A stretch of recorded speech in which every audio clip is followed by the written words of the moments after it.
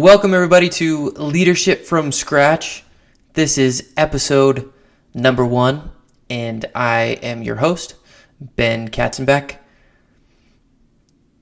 So the reason that I started this podcast, if you don't know me or haven't met me, I've had quite the journey of trying to figure out where I can find meaning in life. A little backstory might help. I grew up always having this draw to do something that I felt passion about. I think I misunderstood what passion even meant at that time. But regardless, I knew that I wanted to find something where I found a lot of joy, satisfaction, and meaning. And so in college, I decided, and we'll talk about a little bit more about how to find your interest and passion in a later episode. But I knew that I wanted to impact the lives of others for good, but I didn't know how. So I started in medicine and jumped around a lot of different industries until I landed in this pretty niche space of leadership development and training. I say niche. I know that leadership development is a buzzword in the community, as far as, especially in the business community, when we're talking about how developing leaders is how you grow your business. And that's what brought me here was I saw all of these individuals using the word leadership as almost like a buzzword or a marketing word, where everyone, if you ask 25 people would have a different definition of leadership and tell you a distinct principle that applied mainly to them through their personal experience of what were the most critical aspects of becoming a leader. And that really bothered me. And so that sent me down this rabbit hole of trying to figure out what is the science of leadership and how can we create actionable tools and an organized curriculum for people who really wanted to get better at leadership as an empirically based skill, not as some sort of marketing tool. So that's the purpose of the rest of these podcasts. We're going to have at least 21 episodes. I was listening to Modern Wisdom, and the host of that, Chris, he was talking to Alex Hormozy, and he gave this statistic that 90% of podcasters don't make it past 3 episodes. And then the 90% of that 10% don't make it past 20 episodes. So if you make 21 episodes, you're in the top 1% of podcasters. So I've committed to do 21 episodes. If people don't listen, if people do listen, it doesn't matter. That's how many I'm going to do. So the first episode, this one, we are going to talk about the problem with leadership, what leadership isn't, what leadership is based on data. Then we'll go over kind of the next steps for leadership from scratch. What's my mission here with these podcasts? And then how have we organized the resources that we're going to put out every week? And then kind of lastly, we'll just give you an idea of how you can apply the material that's going to come in the coming weeks. So firstly, the problem with leadership, I touched on this a little bit, but essentially the collective unconscious, which if you ever listen to Jordan Peterson a little bit, he'll talk about Jung, who is really one of the seminal psychologists of the modern century, I guess, of the last 100 years. And really the collective unconscious is a set of beliefs, values, and assumptions that we hold together as a group, whether that's a community, a nation, or as humans, as a species in general. And at least in the United States, as far as I can tell, I've grown up here, lived in a couple other places for a little bit, but called the United States my home. The collective unconscious really has a subjective view of leadership, meaning most people see leadership differently. One way that people see leadership commonly is as a way to demonstrate status and almost to create like an organizational caste system.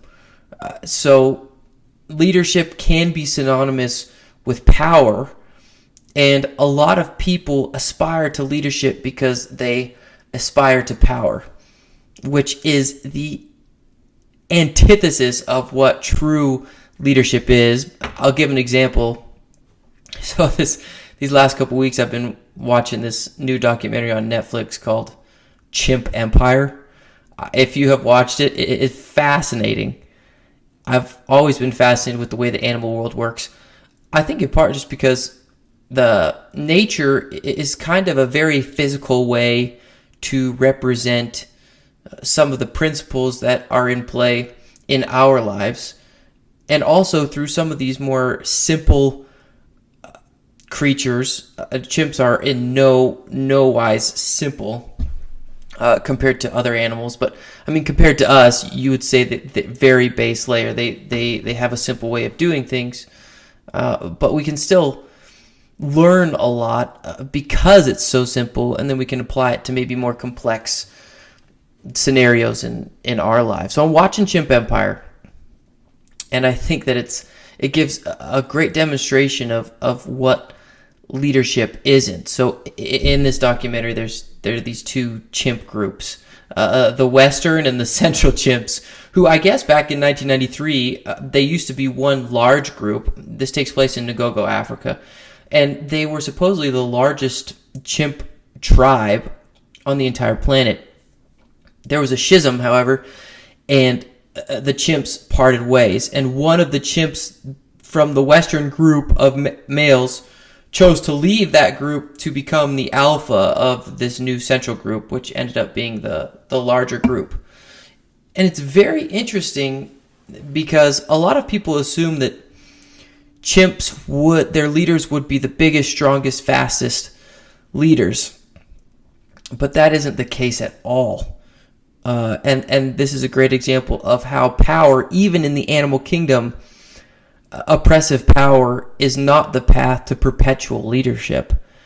And you see these two chimp leaders in both groups, and although their leadership styles are slightly different, what they both are is they're productively generous towards their people. And Jordan Peterson talks about this a lot, how in humans, the way for males to gain status in a competence hierarchy is really through productive generosity.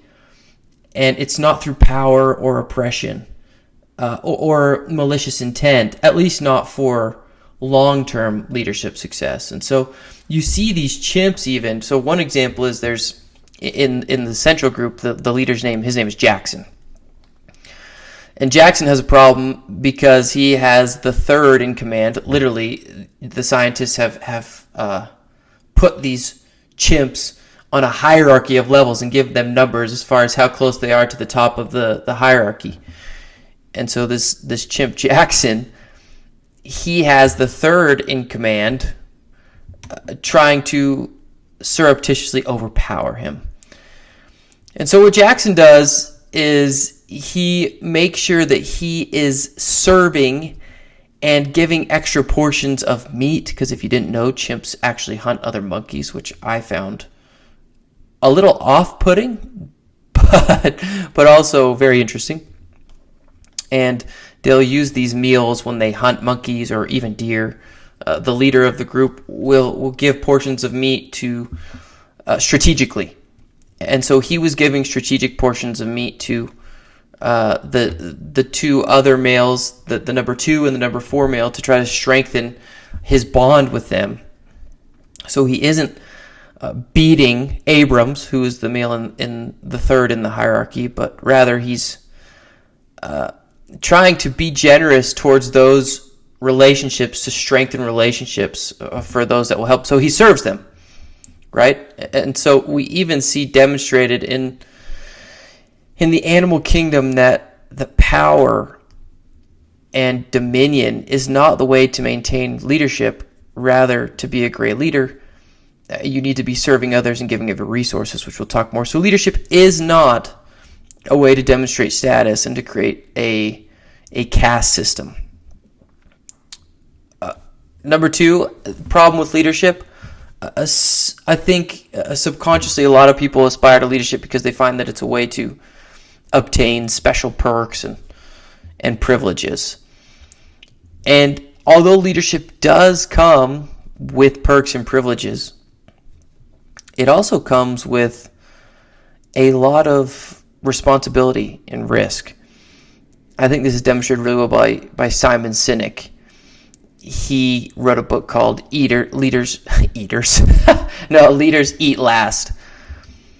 And in the book, he talks about this principle of how the leaders are responsible for everybody's safety. They're responsible for everybody's well-being.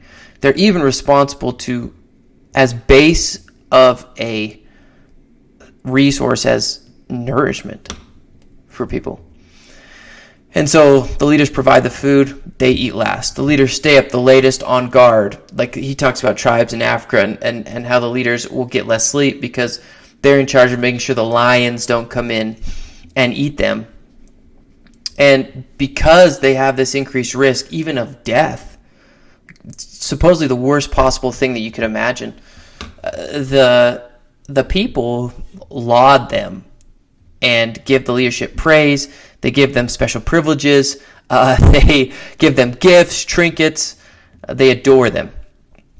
But it's really because of the nature of the office the leader's in, not because of the leader's innate talent or ability. Although talent and ability does affect and influence the capability of the leader to be able to help others and be able to take on that responsibility and risk. However, one could argue that those special perks and privileges that the leader gets are just a suboptimal offering in exchange for the extreme levels of risk and responsibility that they take upon themselves. So this goes into the infinite game. And I've talked about this in other podcasts I've done for the company I work for, Enlight, awesome company. But the infinite game, quite simply, it's an ageless business principle. Simon Sinek kind of revivified it, but he alludes back to another person, I can't remember the name right now, who actually articulated the principle. But essentially there's two types of games. There is the finite game and the infinite game. Finite game is a game that has established rules and it has a set end. It has a winner and a loser. The infinite game is a game that the goal of the game is that you get to keep participating in the game.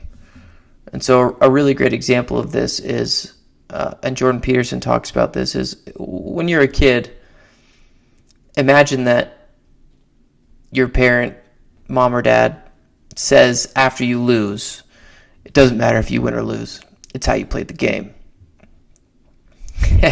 As a kid, I don't know about you guys, but I would look at that and think, you're crazy, I feel horrible, we just lost. But it's because subconsciously, at least, and most parents probably couldn't describe this or articulate it specifically. But the reason that this principle exists is because for the kid, it's not about winning that soccer game on a Tuesday in November. It's about learning and building character and skills that will help the child become most successful in life. And those principles are reciprocation, being a team player, uplifting everyone around you, having a positive or a proactive attitude in the midst of adversity. What Jordan Peterson talks about is a kid who learns those principles, everybody will want to play with that kid. And as the kid grows up, he or she will have more and more opportunities, more and more connections, learn more, play more, and will develop into the type of person who can be productively generous and help other people to the best of their ability. I mean, Jesus, whether or not you believe in a physical Savior, he is, and this comes from Jordan Peterson, he is the ideal of the Western ethic. Why do I say that? Well, I mean, imagine that you just used an algorithm, and you could see for yourself. You could make a list of all the people that you admire, and then you could extract from that list all of the characteristics or personality traits that were similar across all of them, and you could make kind of like a meta list of those characteristics. Well, if you did that for everybody, and you put those characteristics into one symbolic ideal, that would be Christ, right? The perfect person. And in the mythology of Christ, and unbiasedly, I am a Christian, but again, just if you don't, it's just for psychological purposes at a base, at even the simplest level. Jesus is an amalgamation of the greatest good of all good. And what did he do in his story? Well, he took upon himself, meaning he experienced all the bad, the negative, the sad of everybody that ever lived, so that he could help everybody who ever lived.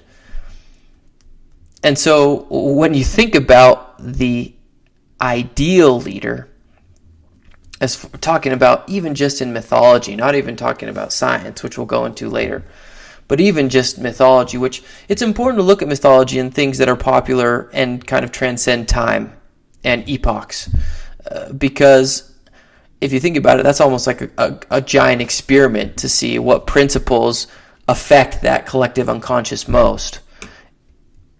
And so there is some credence to looking at stories that have lasted over time, or things like, popular Harry Potter, Lord of the Rings, Star Wars, as cheesy and as nerdy as they may be.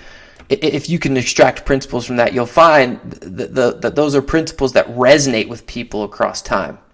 And so that's kind of why we talk about like this ideal leader, and why the mythology of Jesus has so much power, whether or not you believe in a physical Jesus, because you can't argue that story has affected billions of people since its inception 2,000 years ago. And so what is the greatest leader of all leaders? He served people more than anybody else has ever served people, and he took upon himself the greatest risk and responsibility. And that is the infinite game. So I was listening to, in the church I go to, one of the leaders of the church.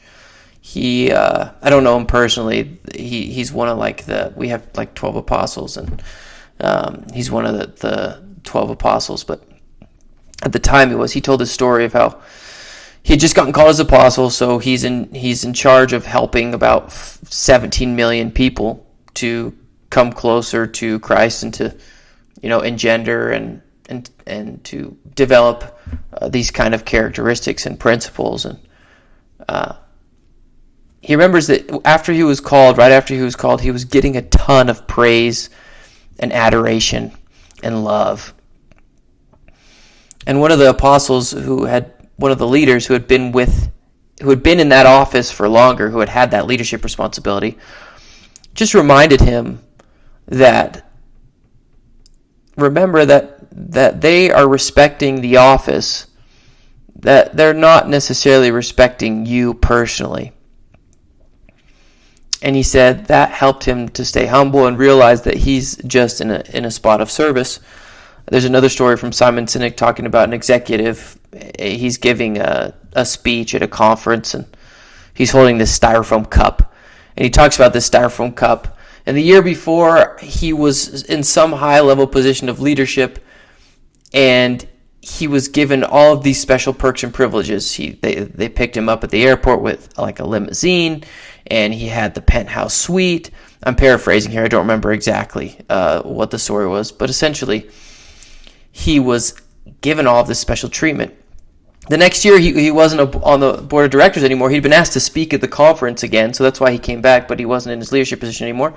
And no one picked him up from the airport. He had to get a rental car. He had a normal hotel room, and he was drinking his coffee from a styrofoam cup. And he looked at the styrofoam cup, and he said, I deserve this styrofoam cup because those special perks and privileges are reserved for the person who has the risk and responsibility for others. And because he didn't have it anymore, he didn't need to kind of be compensated with those perks and privileges. So leadership is not about the perks and privileges. It's about the responsibility for the growth of other people. Another what would you say? Not a misnomer. It's kind of an erroneous thought would be that top performers are the best and the most effective leaders. Jocko Willink, if you've ever heard of him, he has a great bit on this, a reel that my buddy showed me, where he's talking about most organizations, what they'll do is they have this boots on the ground type problem they're trying to solve, whether that's inside sales, cold calling, or creating programs, or stacking shelves in a retail store. And what has become cultural habit is, and it's been accepted as good leadership practice, to take the person who performs the best and promote them to then manage people and to try to get them to push the group numbers. Unfortunately, what most people don't understand is that the research doesn't play out that way, and that the player-coach model actually fails more than it succeeds. Just think about this. If you look at the NBA, I'm a big basketball guy. That's what I played in high school. It was my passion, and that's kind of what triggered me to try to find something where I could feel that same type of vigor. Again, we'll talk about that in another episode. But if you look at NBA coaches and players, how many all-star, top 20, all-time great players have led teams to championships? If you know basketball, I'm sure you're struggling to find names, because when I thought about this, I struggled too. The only name that I could come up with was Bill Russell, one of the greatest players of all time. But he played in a different era where there weren't as many teams, etc., and he won one championship as a coach.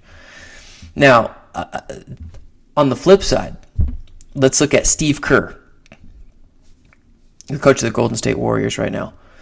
Was he a top 75 NBA player of all time? Did he average 20 points a game? No.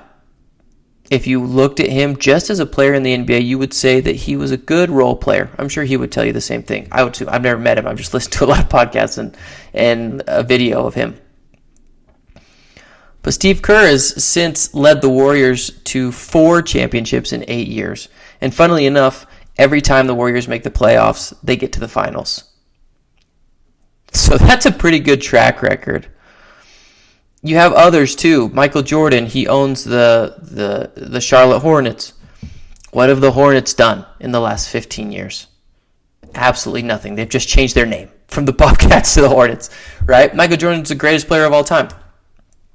So this thought that people who can perform best in functional skills or operations, that they should then become leaders, is wrong, because leadership is a skill, right? And this leads us into how leaders are born, not made, or the misconception that leaders are born, not made. And Jocko talked about this in his reel. So leadership is a skill, just like shooting a basketball is a skill, or programming is a skill, or singing is a skill, and it has to be developed. And I don't know if you ever read Grit by Angela Duckworth. She's a researcher at Wharton. She has an amazing history. But that whole book talks about how there's this myth that talent is what determines your success in life. And what the research shows is that effort actually counts twice as much as talent.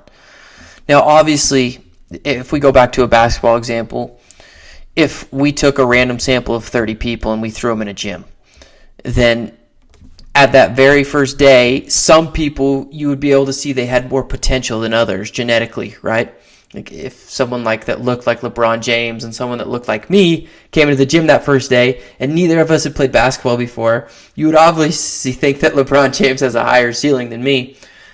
But Craig Manning makes a really good point about this. He's the head of sports psychology for the Milwaukee Bucks.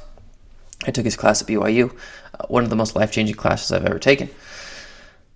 But he makes a good point that really genetics determine what you can't do. So they just close certain doors. For example, for me, is it going to be very likely that I go play in the NBA? No, it's not going to be very likely. But a lot of other things that require mental, emotional, verbal capacity, those doors aren't shut to me. And so the main point is that leadership, just like any other skill, can be developed. It can be trained, and it can be improved. They did this study with high school kids, and I don't remember what it's called, but it was the institution that created the SAT and a lot of other standardized tests. They wanted to figure out what factors influence success in college other than just their SAT test. And they looked at over 100 variables, and the idea was to kind of put a picture together of what made successful students. And there was one thing that beat all the others by a really wide margin, and that was follow through. Or just in other words, actually sticking with something and developing it. It wasn't an IQ test. It wasn't some type of intelligence marker or the genetically gifted students. It was the people who pushed through it and worked on skills that would help them become better in college.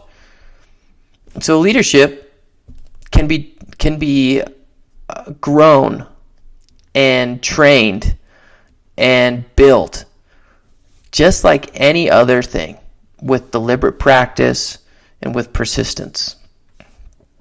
And so looking back at all kind of these fallacies of leadership, right? That it's just a way to get power, that it's just a way to get perks and privileges, that people who are genetically gifted and who are the most talented at a boots on the ground skill are going to be the best leaders, and that these people are just born and they just randomly come about, that you have no control over your leadership skills. These things are wrong. And I want to change the narrative in whatever way that I can and give people tools to become leadership. So to get on the same page about that, we need to understand empirically what is leadership. Because again, it's kind of this abstract idea that people use to describe any type of benevolent characteristics they have. Luckily, though, we have a little bit better picture of what is effective leadership and how we should define it. And that comes from a man named Edgar Schein. He is the father of organizational behavior, organizational culture, and vis-a-vis leadership. And so I read his book. It's a seminal book, Organizational Culture and Leadership. And basically, soup to nuts, from all of his research and all of his work consulting companies, the definition of leadership based on science should be a person whose values, beliefs, assumptions, and skills have worked to solve their own problems and to solve the problems of others.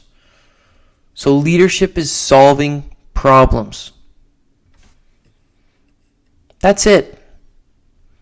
And everything that we should do in leadership should be directed towards helping other people solve their problems. That might be helping people solve the problem of not being able to sell as much if you're in a sales leadership position. That might be helping people learn how to code better and to solve specific code problems. That might be helping people learn how to solve their problems in life. And that might be the most important one, is helping people overall in their lives. And so what is the Leadership from Scratch mission based on all of that?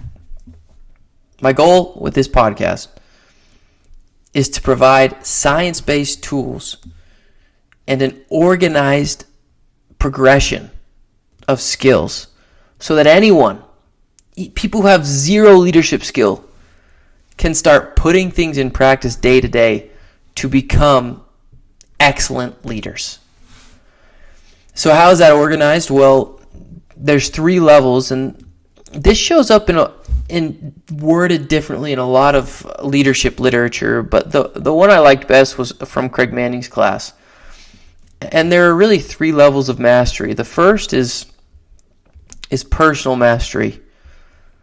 And that's mastering your habits and systems. Really simply, it's solving your own problems, your internal problems. Right? So if you're not getting to bed on time, if you're not taking care of your body, if your mentals aren't right, if your house isn't in order, those are the base level things that you got to take care of before you can even think about helping other people solve their problems. So that is essentially stopping the environment from affecting you. Then level 2, so we've got personal development. Level 2 is skill development. Skill development is where you learn how to influence your environment.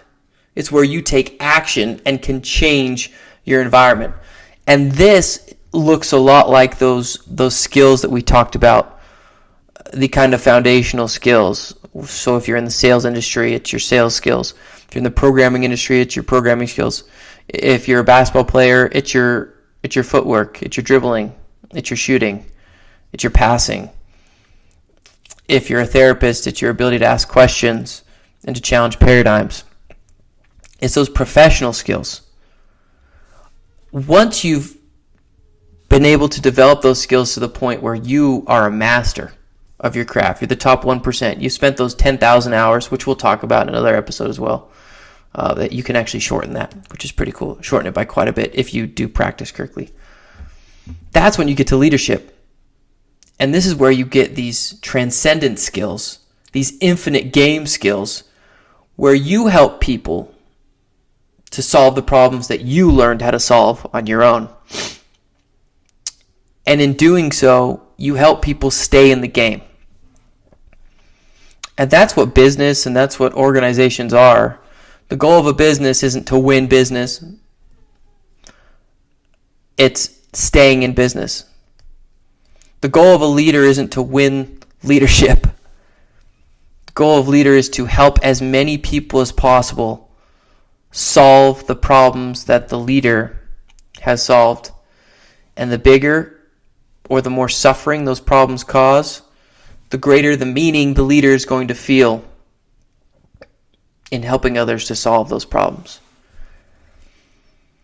So we're going to go through these next 20 episodes and talk about myriad topics of leadership and science-based tools to develop them, whether that's training skills in front of people, or that's learning your specific values and how you can make those come alive in a culture. If that's how to handle a one-on-one and different one-on-one scenarios with someone that you may be responsible for, whether they're performing well or they're performing badly. How you can manage your emotional state as a leader and therefore manage the emotional state of the people on your team or in your organization. All sorts of things. And it'll be organized from the inside out. So we'll work on kind of the personal mastery side of leadership, then the skill development side of leadership, and then leadership itself, or the skills necessary to help other people to master themselves and develop skills. So hopefully you find value in these podcasts. I'm going to really enjoy disseminating this information. A lot of times we'll talk about it through the lens of sales, just because leadership development through sales is what I do on a day-to-day basis. However, I've worked in a lot of different industries, and all of these principles and science-based tools are going to be applicable across all types of leadership. Coaching in sports, coaching in business, coaching in the home. So thanks. It's funny. I never thought I'd be saying it, but if you enjoyed the content, like and subscribe. And we'll see you next week for our first segment of personal mastery, which will be how to determine your values and find your personal why. Thanks, and we'll see you again next week.